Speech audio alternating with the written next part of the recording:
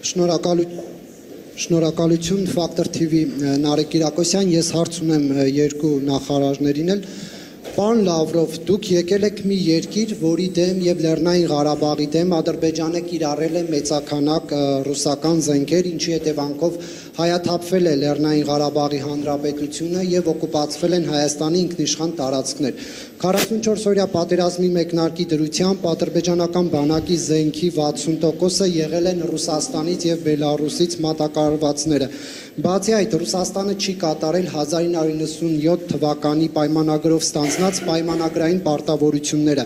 Ռուսաստանը զենք չի մատակարարել Հայաստանին, չնայած դրա դիմաց Հայաստանը վճարել է։ Չեք կարծում, որ այս պայմաններում բնական է, որ Հայաստանը պետք է փորձի մերձենալ Միացյալ Նահանգների հետ, Ֆրանսիայի հետ եւ այլ երկրների հետ ու անդամակցության գործընթաց սկսի։ Չնայած դուք ձեր ասուլիսի ժամանակ, եթե չեմ սխալվում, հունվարի 14-ին հայտարարել եք, որ ԵՄ-ին միանալու գործընթացը Հայաստանի ինքնիշխան որոշումն է, բայց ռուս բարձրաստիճան պաշտոնյաներ, ինչպես նաև ռուսական պետական լրատվամիջոցներ սպառնալիքներ են հնչեցնում եւ անգամ զուգահեռներ տանելով, այսպես ասած, Հայաստանի ուկրաինացման հետ կապված, սա ինչ է նշանակում, արդյոք Ռուսաստանը պատրաստվում է տնտեսական պատժամիջոցներով կամ ռազմական ուժով կանխարգելել Հայաստանի մերձեցումը ԵՄ-ի հետ, ինչպես եղավ Կիևի դեպքում, թե այնուհանդերձ կհարգեք Հայաստանի ինքնիշխան որոշումը։ Եվ եթե կարելի է մեկ հարցել Հայաստանի արտգործնախարարին, պարոն Միրզոյան, Հայաստանի քաղաքացիները, այդ թվում նաև նրանք, ովքեր այս պահին արտգործնախարարության դիմաց բողոքի ակցիա են իրականացնում, չեն հասկանում, թե ինչու եւ ինչպես է Հայաստանի վարչապետը մայիսի 9-ին մասնակցում Մոսկվայում տեղի ունենալիք շքերթին, ինչու եք դուք պարոն Լավրովին այսպես ջերմ հյուրընկալում եւ սա այն պայմաններում, երբ Հայաստանի դժվարին եւ ճգնաժամային պայմաններում Ռուսաստանը չի դրսեւորել որպես Հայաստանի դաշնակից եւ չի կատարել անվտանգային պարտավորությունները, ավելին հաճախ ռուս բարձրաստիճան պաշտոնյաներ նշել են, որ Բաքվի ռազմական հարձակումները Հայաստանի դեմ արդարացված են, քանի որ սահմանները հստակեցված չեն։ Այսքանից հետո հայ-ռուսական ինչ որակի հարաբերությունների մասին կարող է խոսք լինել եւ կոչվել դրանք դաշնակցային։ Знаете, мне как-то даже неловко отвечать на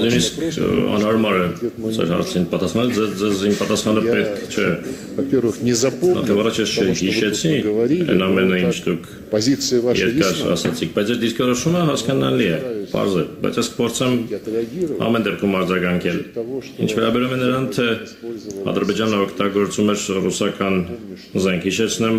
Հայաստանն էլ գրեթե բոլոր տարիներին անկախություն ձեռք բերելուց հետո օգտագործում էր ռուսական զենք, այդ թվում նաև ժամանակին վերցնելու համար այն 7 շրջանները, որոնց նկատմամբ պաշտոնական հավակնություն երբեք չի ունեցել։ Իմիջ այլոց Հայաստանի առաջին ղեկավարներից ոչ մեկը երբեք չէր առաջարկում Լեռնային Ղարաբաղը ճանաչել որպես անկախ միավոր, բայց օգտագործվում էր ռուսաստանյան զենք վերցնելու համար անվիճարկելի 7 ադրբեջանական շրջանները եւ այնտեղ շինական եւ ռազմական գծեր ստեղծելու համար, շինարարության համար եւ դրանք ցույց են տալիս, որ այդ տարածքները շատ երկար ժամանակ պահելու համար էր հաշվարկնարված։ Որոշ վերլուծաբաններ ասում էին, որ այդ ամրաշինական աշխատանքների բնույթը վկայում էր այն մասին, որ ընդհանրապես չէին պլանավորում դրանք հետ փոխանցել Ադրբեջանին, ուստի այո, Աֆրիկայում էլ է, Մոզամբիկում էլ է օգտագործվում ռուսական զենք, Կալաշնիկովի ավտոմատ, շատ երկրներում կա մեր զենքը եւ դա չի նշանակում, թե այդ զենքը ամենուր օգտագործվում է այն նպատակներով, որոնք օրինակ համահունչ կլինեին բոլորին ձեռնտու սկզբունքներին։ Ձեր նշանակած դրվագները Платой поставок и վճարում մատակարարումների հետ կապված եւ поставками չկայացած մատակարարումների հետ կապված մենք այդ դրվագն այսօր регулированы. քննարկել ենք, մենք կարգավորել ենք այդ հարցը, այդ վճարումները հաշվանցվել են այլ նպատակների, Противоречий не существует. այստեղ հակասություն չկա, նոր մատակարարումների առումով մենք այո հիմա ունենք իրավիճակ, որում մենք ստիպված ենք Неоднократно в истории ինչպես պատմության մեջ բազմիցս которые в очередной կրվել ամբողջ Եվրոպայի դեմ, որը հերթական անգամ նացիստական կարգախոսների ներքո Զելենսկու ռեժիմն առաջ մղելով կրվում է մեր դեմ։ Գործնականում բոլոր եվրոպական երկրները եւ զենք, ինչպես հասկանում եք այս իրավիճակում которые поступают на Украину, որը очень много. Оно հասնում է Ուկրաինա շատ է, ժամանակակից զենք է եւ այդ զենքը մեր պատասխանն է պահանջում եւ մեր հայ բարեկամները համոզված են մեզ հասկանում են, որ նման իրավիճակներում մենք չենք կարող մեր բոլոր պարտավորությունները ժամկետում կատարել, բայց անգամ այդ իրավիճակում систем законтрактовано. բոլոր հայ գործընկերների հետ պայմանագրերով նախատեսված համակարգերը փոխանցվում են եւ մենք այդ պրակտիկան կշարունակենք։ Ինչ վերաբերում է Закупки оружия в других այլ երկրներում զենքի գնումներին որևէ խնդիր չկա։ Դա մեր հայ բարեկամների ընտրությունն է, եթե իրենք ցանկանում են ունենալ ֆրանսիական բազա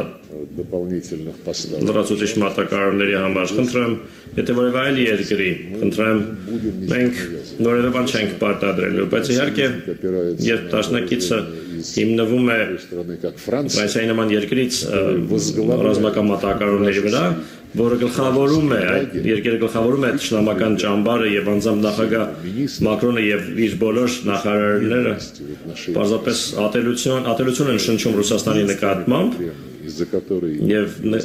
համարում են որ այն միակ խնդիրն է Ուկրաինայի խնդրի Ուկրաինայի հակամարտության չլուծման համար, բայց իրենք լուծում ասելով հասկանում են հրադադար առանց որևէ պայմանների առնվազն մեկ ամսով կամ ավելի երկար ժամկետով, որովհետեւ մենք կարողանանք հանգիստ միջավայրում Украина լրազինել Ուկրաինային, որ Ուկրաինան կարողանա իր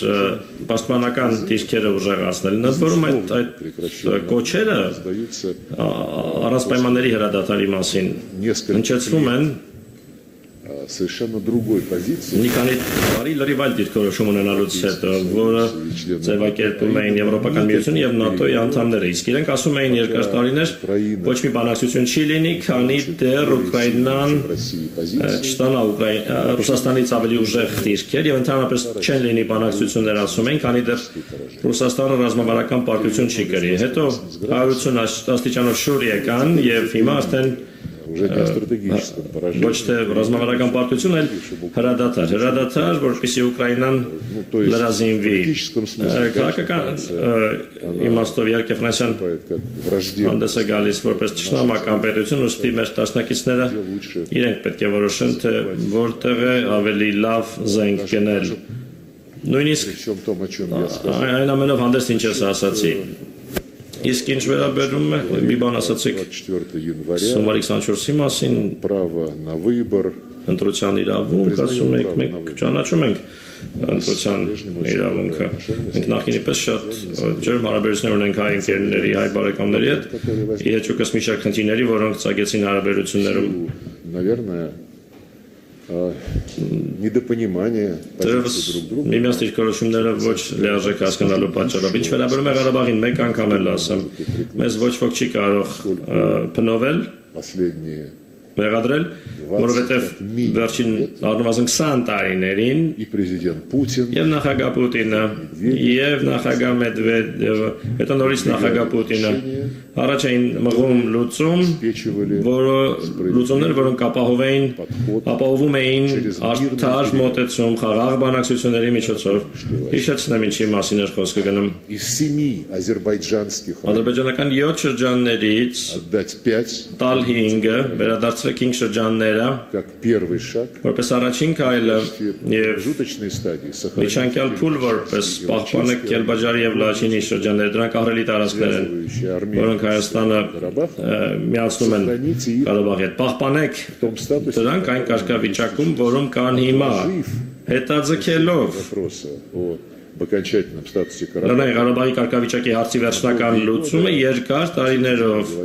իսկ փաստացի խոսքը գնում էր այն մասին, որ դա հետաձգվի поколений, եւ թողնվի ապագա սերունդներին чем то, դա երևի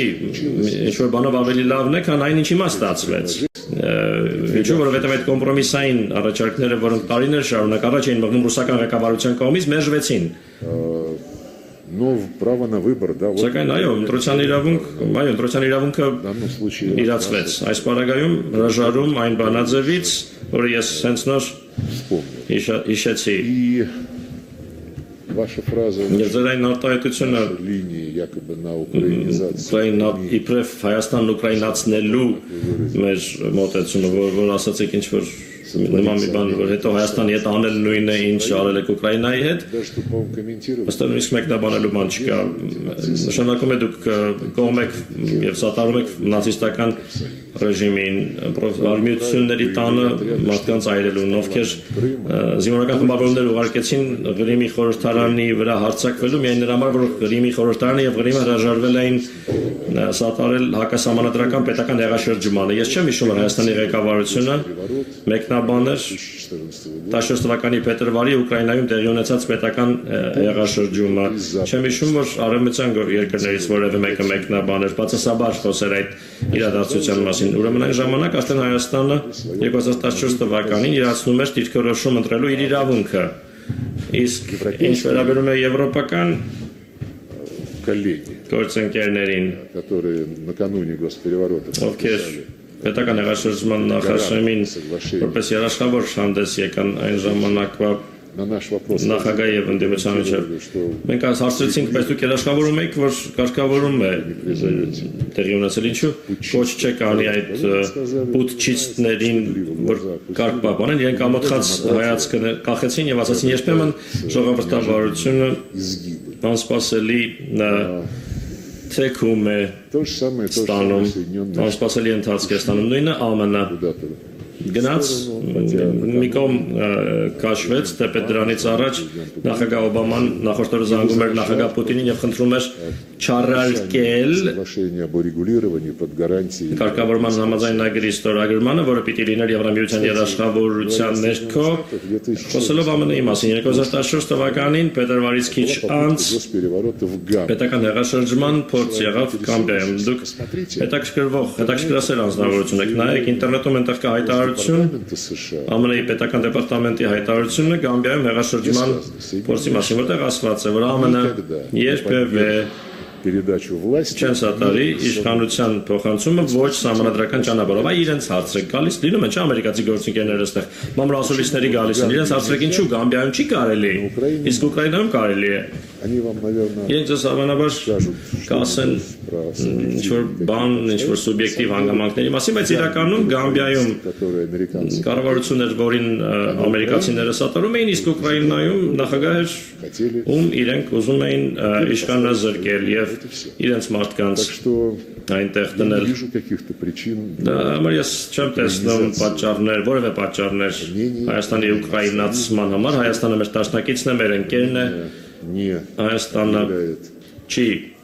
вне закона русский Հայաստանը ռուսաց լեզուն, ռուսական մշակույթը անօրինական չի հռչակում, օրինական իրավունքներից չի զրկում էթնիկ ռուսներին եւ նրանց, ովքեր պարզապես ուզում են ռուսերեն խոսել։ Հայաստանում ընդունված չեն օրենքներ, որոնք արգելում են այդ ամենը, մի տարբերություն Ուկրաինայի։ Այդ օրենքների ցանկը нашим այսօր друзьям передали. մենք փոխանցեցինք մեր ընկերներին, Ни в одной стране որովհետեւ որևէ нет երկրում запрета չկա какой-либо որևէ язык լեզվի արգելք, негосударственный, խոսքը ոչ պետական լեզվի մասին է, որևէ երկրի если на этом որևէ языке լեզվի, разговаривают եթե այդ լեզվով խոսողները քո երկրի բնակիչներն են, մենք բարձրացինք, որ Հայաստանում արգելված չէ ադրբեջաներենը, իմիջայլոց Ադրբեջանում, включая теперь и Карабах, այդ թվում այժմ նաև Ղարաբաղում, ժամանակությամբ Ադրբեջանի արգելված չէ հայոց լեզուն, իսկ այ Ուկրաինայում ռուսերենը արգելված է, Իսրայելում արաբերենը արգելված չէ, արաբական երկրներում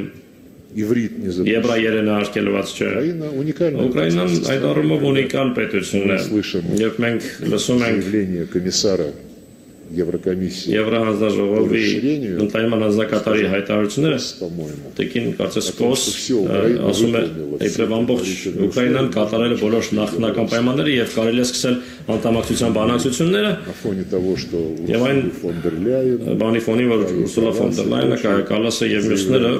հայտարարում են թե надо ей помогать, պետք է օգնել Ուկրաինային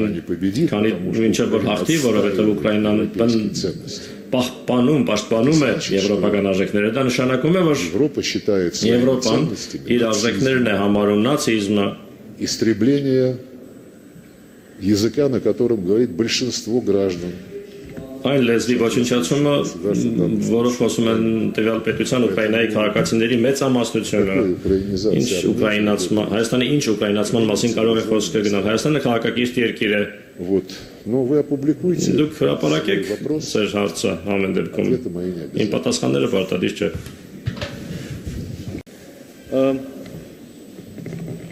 Հայաստանի Հանրապետությունում հարգելի պարոն նախարար ժողովրդավարական ինստիտուտները շարունակաբար զարգանում են եւ մեծ հարգանքի են արժանի, երբեմն այդ ինստիտուտները կամ դրա պտուղները ոչ այնքան հաճելի են ականջի համար, իմ համար եւս, եւ ես ինքս կարող եմ երբեմն միանալ առանձին լրագրողների դեպքում ձեր գնահատականին, որ այդ գործունեությունը ավելի շատ նմանվում է քաղաքական գործունեության, քան լրագրության, բայց ստիպված ենք պատասխանել ձեր հարցերի եւ ես էլ չեմ խուսափի ձեր հարցից, իրականում ձեր հարցի պատասխանը ինձ ուղղված մասի համենայն դեպս բավական պարզ է եւ ակնհայտ հայ ժողովուրդը իր լրջագույն ավանդն է ունեցել երկրորդ համաշխարհային պատերազմում ֆաշիզմի դեմ հաղթանակի գործում 300,000 զոհ ենք տվել, մենք վերջին պատերազմում հիշենք մեր զոհերի թիվը եւ մի պահ փորձենք պատկերացնել սարսափելի ծավալները, մենք 300,000 զոհ ենք ունեցել ֆաշիզմի, նացիզմի դեմ ուրեմն պայքարի գործում եւ հրաժարվել այս ներդրումից եւ չհարգել այդ մարդկանց հիշատակը եւ չնշել հաղթանակը, կարծում եմ բոլորովին տեղի չի եւ եթե այդպիսի բան լիներ, դա զուտ քաղաքական կոնյունկտուրայի ինչ-որ դրսևորում կլիներ, որը այդքան էլ ճիշտ մոտեցում չի, կարծում եմ։ Ինչ վերաբերում է ջերմ հյուրընկալմանը, ես չեմ պատկերացնում որևէ հյուրընկալության այլ կերպ, մենք մեր բոլոր գործընկերներին առնվազն որպես տանտեր պարտավորենք ջերմ հյուրընկալել, հատկապես եւ խոսքը նաեւ մեր երկարամյա եւ դաշնակցային հարաբերություններով գործընկերությամբ կապված գործընկերների մասին ես չեմ ուզում կրկին շղթել խնդիրների առկայությունը, մենք արդեն այսօր միայն այս ձևաչափում բավականին երկար կենտրոնացանք խնդիրների վրա, դրանք ոչ Հայաստանն է ժխտում, ոչ Ռուսաստանն է ժխտում, տեսակ որ կան հարցեր, որ մենք ուրիշ կերպ ենք ընկալում, Ռուսաստանի Դաշնությունը ուրիշ կերպ է ընկալում, բայց այստեղ եթե ուզում եք ավելի անկեղծ շարունակենք այս խոսակցությունը, մենք բոլորս միասին ունենք երկու ընտրություն, տեսականորեն, հա, այսինքն հիմնվել տարբերությունների վրա եւ հարաբերությունների հետագա ընթացքը ուղղել ավելի բացասական կամ հակառակը հիմնվել ընդհանուր շահերի վրա, ընդհանուր հետաքրությունների վրա, իհարկե փոխադարձ հարգանքի ապահովմամբ, միմյանց ինքնիշխանության, ինքնիշխան որոշումների հարգանքի ապահովմամբ ուղղել հարաբերությունները դրականուն։ Մենք կարող ենք անվերջ կենտրոնանալ այդ անցյալի վրա։ Քիչ առաջ էլ մենք որոշակի դրվագով էլի խոսեցինք անցյալի իրադարձություններից, անցյալի դիրքորոշումներից, բայց իմ համոզմունքը եւ ես կարող եմ ասել Հայաստանի Հանրապետության դիրքորոշումը այն է, որ մեզ Ռուսաստանի Դաշնության հետ կապում են ամուր գործընկերային կապեր, մենք ունենք աճող տնտեսական հարաբերություններ, մենք ունենք ամուր մշակութային կապեր եւ պետք է կարողանանք զարգացնել մեր հարաբերությունները հիմնվելով այս դրական ուրեմն ընկալումների, ընդհանուր դրական ընկալումների, դրական ձեռքբերումների վրա, այսքանը թերևս